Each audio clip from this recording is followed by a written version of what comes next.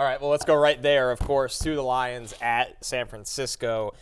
Brock Purdy, big game for Purdy, really second half. It was a tough first half for Brock Purdy, tough first half for this entire team. Purdy finishes the game 20 of 31 for 267 yards, a touchdown. He throws the pick.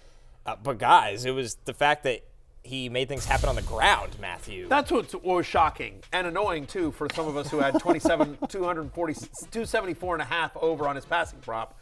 I did not have a good day betting yesterday as well, and so the under on his passing prop hits. But to your point, yes, were there some missed throws in the interception? Yes, of course, and there was another play that should have been intercepted and wasn't. He kind of got lucky with that one where, we'll talk about that play in a little bit. But the fact of the matter is that as you see it here, he extended plays. He extended plays with his legs, huge third downs, huge drives, three different runs, were just sort of they had him dead to rights and just out of, this is the 3rd and 4 play that you see right here, which gets him down into the 26 or so of the Lions. That was the game right there. It was a huge one as well. And there were also, by the way, give Brock Purdy credit. There were a couple of off-schedule throws where you're just I saw this online. I completely agree with this. I forget who tweeted this out, but the one play where he's running to his left and you have to sort of he throws like this and he gets Juszczyk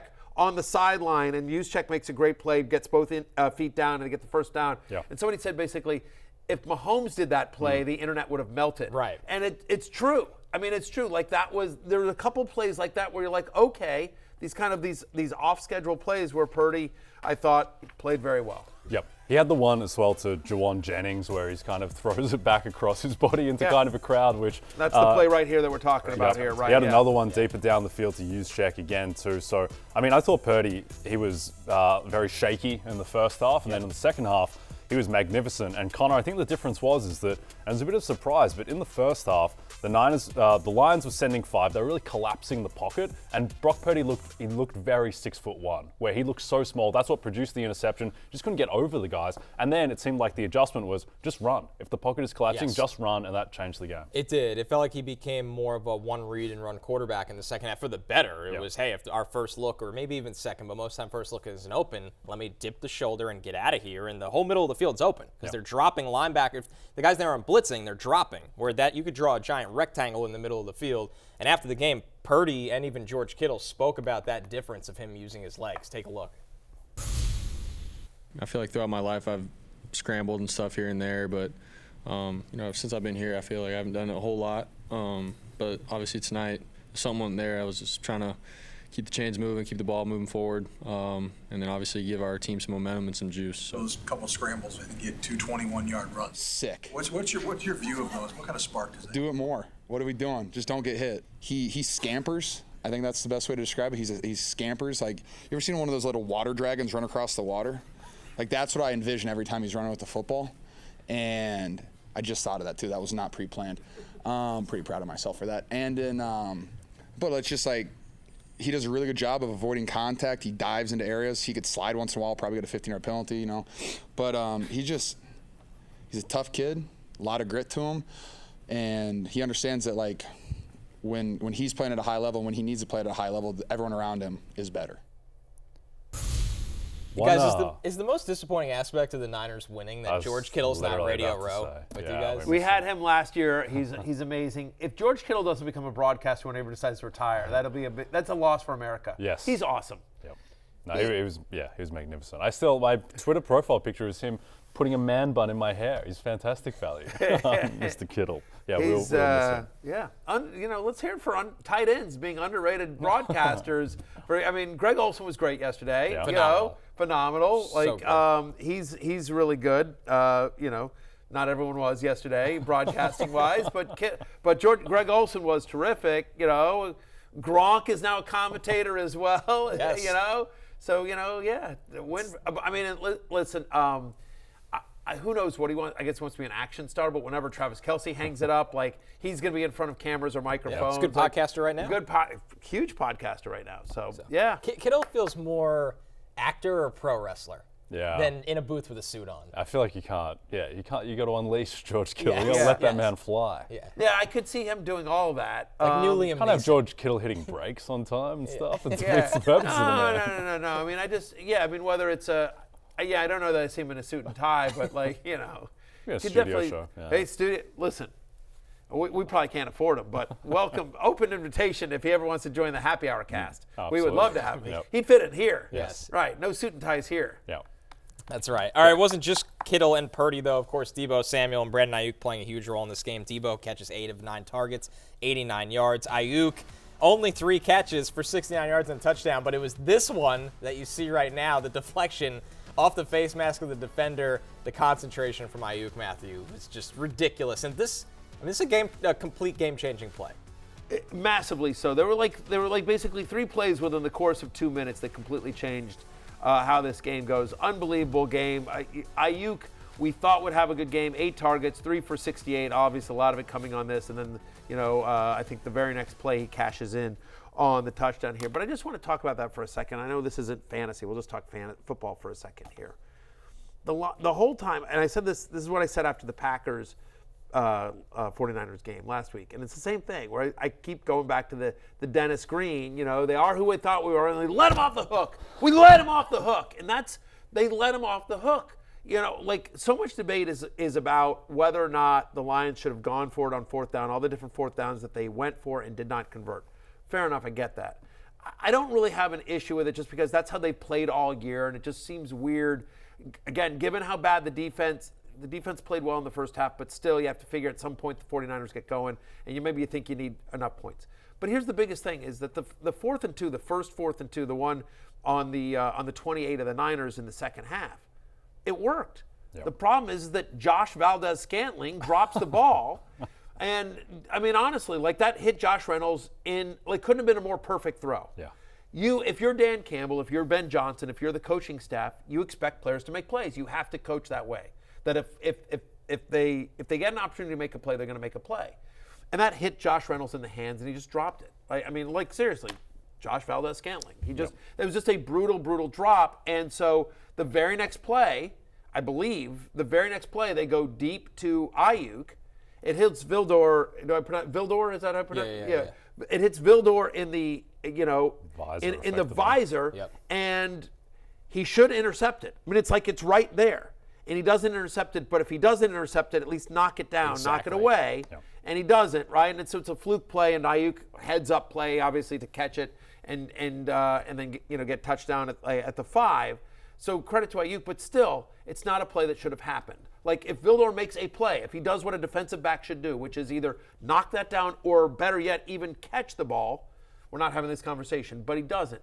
And so then they score, and then the play after that, Jahmyr Gibbs fumbles. Yeah.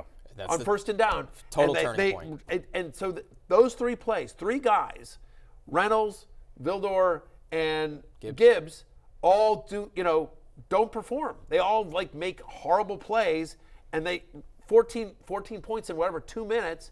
Niners right back in it. Yep. And it felt like that was the game. There's so many crazy plays. Everyone is focused on the Ayuk play because it just visually looks so insane. In terms of win probability and shifting during the game, the Gibbs fumble, that was the play. Because at that point, they're still up a touchdown. Niners haven't been able to stop you all day. And then all of a sudden, the Niners are just in position to score and tie the game immediately. So we look at the win probability from next-gen stats, which the Lions, their probability peaked at 90.4% with 8:29 left in the third quarter. That's when they're up 24-10 with possession, and then it quickly flipped. They're up to 2 the touchdowns with 8:29 left in the third quarter. They have a 90% win probability, and they just lose it. Betting-wise, Jay, at what point should you, if you could go back in time, what was the best moment in time to bet the Niners? So it was that when they got so out of the half, the Niners, they kick a field goal, and then the Lions are just marching down the field, and they get first down in Niners territory around the drive ends at the 28, but just short of there. And at that point, I believe the Lions in the market are minus 850. You're minus 850 to go to the Super Bowl. Right. And then it all falls apart after that. And to me, to your point, Matthew, it's like the Shane Steichen 4th and 1 call where Minshew goes to Tyler Goodson. It's the right call. It's just the play didn't work. Minshew makes a bad throw. Goods comes off Goodson's hands. Same thing again. To me, the only things to criticize Dan Campbell on, and these are like overall, he's done an amazing job. Yeah. I think he mostly made the right decisions. One, if you're going to go for it on 4th down in the 3rd and 4th quarters, why didn't you go for it before the end of the first half? Because it's the same situation. What's changing in your mindset there? And then secondly, to call the run on 3rd down at the end of the game. That was the really bad decision, which cost them, because that's fine. If you want to run it, that's fine. Just do it on 4th down. Call the pass play on 3rd down, just in terms of the clock and the management. That had to be a pass on 3rd down. You had to save the 3 timeouts. Yeah, because otherwise, use the timeouts earlier then. Because the 2 timeouts did you no good at the end of the game. Useless. It was a complete loss of usefulness of the timeouts. Either use them all earlier, stop the clock, and give you guys more time, on the back end. Yes. Right? Or save them all so that you could at least force a punt, when after you scored that touchdown. But the run was just mind-boggling to me, and I don't know if that was a Ben Johnson call or if it was Dan Campbell approved or whatever, but that one was a killer. We'll talk more about Dan Campbell, but let's hear from him about the going for it on 4th down. He addressed that after the game. Really good about us converting and getting our momentum and not letting them play long ball. They were bleeding the clock out. That's what they do. And I wanted to get the upper hand back, and it's easy hindsight, and I get it, I get that. But I don't regret those decisions, and that's hard. It's hard because, we didn't come through. It wasn't able to work out, but I don't. And I understand the scrutiny I'll get. That's part of the gig, man. But, we just didn't work out. So that was Dan Campbell's perspective. Jared Goff also had this to say on the Lions' decision-making. I don't know what the numbers are, but we had a lot of big-time conversions this year that changed games, and I don't know what we were today. I know we had the 2 we didn't convert. It can change a game if you convert them, and we didn't, and that's part of the reason why we lost. All right, again, you also expect players to make plays. By the way, they don't get to that other 4th down if Josh Reynolds catches a ball on 3rd down. No. Right, yeah. I mean, once again, hit him, drops. I mean, Josh Reynolds just – I tweeted this out. Josh Reynolds picked a bad week to have his worst game of his career. Yeah, it was tough. Tough, yeah. Tough one for Josh Reynolds. Tough for me who gave us my best bet as Josh Reynolds over 34.5, which he would have gotten if he just caught those 2 balls, I think. But yeah, I mean, it's difficult with Campbell. I mean, look, I think it's the right call. And on the first play, Bosa beats his man, forces Goff to scramble a bit, which makes the throw just slightly off to the point where it is a more difficult catch for Reynolds, even if he should have it. And then on the second one, look, I thought Steve Wilks had a really bad game yesterday overall. Yeah. The defense was a mess. But on the second 4th down, which effectively won them the game, they do a really smart thing where Gibbs goes in motion, Dre Greenlaw follows him, which makes Goff think that it's man coverage, and then Greenlaw drops into zone, Lions run mesh, nothing open, and all of a sudden that's your game, because now all of a sudden Jared Goff's on the move and he's got to create something. That's not what you want Jared Goff to do. So they just made the clutch plays at the right time. And look, as someone who is, I have a Niners ticket to win the Super Bowl. I was very happy with how that all went. I think they have a very good case to be the best team in football. I've never seen a team in a big game get so many lucky breaks in such a short period of time. Like, to get all of those things. Their win probability with 7 minutes left in the 3rd quarter was 10%. 4 minutes later, the game was tied. Like, when you have a 10% win probability, you're thinking you're probably going to take the lead or tie it towards the end of the game. It took them 4 minutes because of all these plays that just went their way. It was insane. I mean, it's brutal for Lions fans. I feel awful for Lions fans. They should have won. Again, they let them off the hook easily. Again, it's just Josh Reynolds should probably delete his social media if he hasn't already. But the other thing is I will say this. I felt like Campbell got somewhat outcoached in the second half. Just in general, they were running the ball so effectively, and then they weren't able to, right? And I know that's Ben Johnson, right? But I mean, I felt like they went away from the run game. To your point, I mean, I think the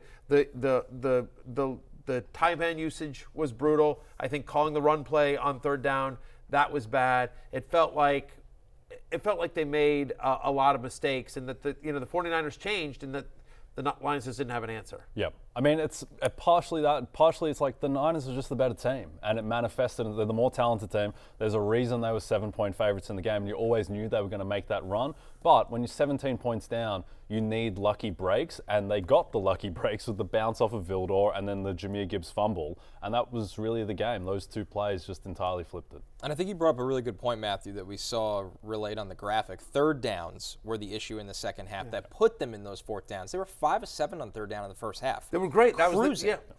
was I said something like that on Twitter as well, whereas I said, or X, whatever. But I said like around halftime, I said, assuming this holds, but like whatever, they were up 24-7 or something like that. You know, I'm like, it's whatever time, they're up 2 touchdowns, at least 2 scores at the time. I said, assuming this holds, so much the conversation is going to be around Brock Purdy, who didn't have a great first half. I said, but honestly, the Niners' inability to get off the field on third down is what's killing them, because they converted third down after third down after third down, 3rd and 15, 3rd and 18, 3rd and 10. Like the Lions kept converting these great third downs in the first half, and in the second half, they couldn't. Yep. To me, what is kind of most instructive as we look forward to the Super Bowl, Connor, is that the Niners' defense was so horrific in the first half. Even the second half, like they got by on these individual plays. The Lions were still moving the ball with ease. And you look at the names, this Niners defense was the best in football last year. Most of the names are the same. Like, how did this team just get so gashed? I think when you look at it, you know, obviously respect to Steve Wilkes and everything, but he came over there and was running a different scheme than what he did. When you go to the San Francisco 49ers, this is what we do. Yep. Robert Saleh, D'Amico Ryans, and now Wilkes, they do the same thing, right? They have the personnel there. A lot of it doesn't change. And the adjustments, I think, have not been as smooth as Saleh and D'Amico, who obviously, I think, coached a better defense. So, and I think it's difficult to have Chase Young out there against the run. The Lions took advantage of that. He's truly just a pass rusher.